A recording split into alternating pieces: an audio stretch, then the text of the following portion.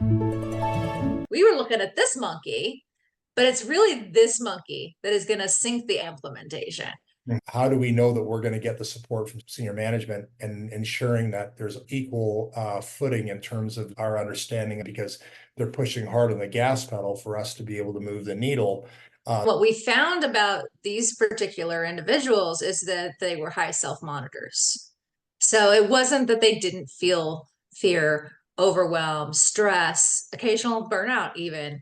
The challenge for people in specifically more the AI space is that they don't know what success looks like. Yeah.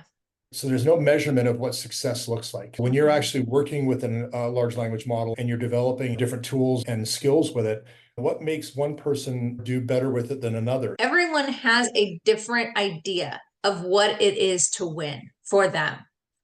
To create that shared vision and build up that mental model of winning and moving forward in the same direction, those conversations need to be had. The writing on the wall sometimes isn't the action on the floor. Yeah, it's No. interesting you say that, because there's a large healthcare system here that it underscores exactly what you're saying, and the dichotomy of saying one thing and doing completely another. How you create a health system over health silos, and how you get that health system to work together and rely on itself as a system versus having a health silo operate within its four walls reactively on what is changing moment to moment. Right. How can we leverage across? From a learning standpoint, psychological safety starts within self.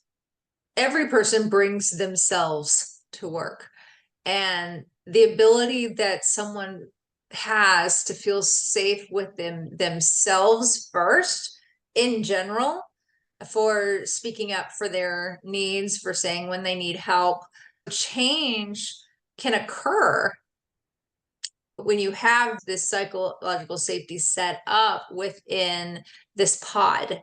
You can see these anomalous sports teams where statistically they have no reason to be able to make it to, in my case, the Stanley Cup, like Edmonton Oilers, for example. And the reason is because you have a very strong gelled team that works exceptionally well together. Very difficult to correct because the senior leadership doesn't recognize the mistake. And that I feel most passionately in my win when I recognize that the team that I'm working with on a collective basis feels that sense of, in terms of what it is that they've been able to get out from the instruction.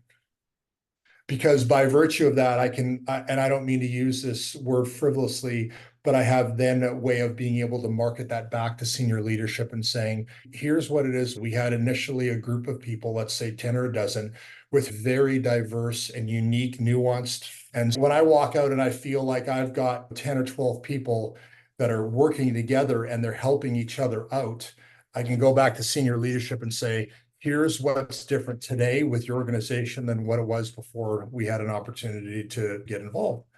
People aren't used to being asked. They're used to being voluntold. I think that it changes the whole landscape. What conditions gave rise to them being a holdout? And the myth of past experience has killed more change than anything, because there is this fear based on what has gone wrong in the past or what couldn't be affordable in the past. Yeah. And it informs the present. These conversations are so important to have, but they're often very hard to have employee to employee in the organization because of that risk of speaking up.